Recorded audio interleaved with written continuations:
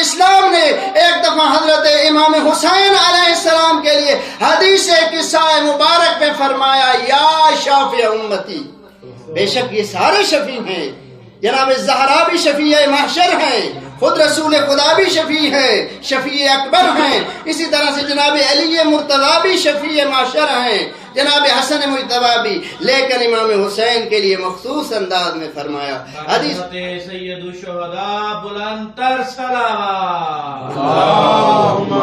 صلی علی محمد وآلہ رائے تعجیل ظہور امام زمان بلند تر صلوات اللہم صلی علی محمد وآلہ محمد۔ مختصر کر رہا ہوں انشاءاللہ، آپ کی زحمت تمام کر رہا ہوں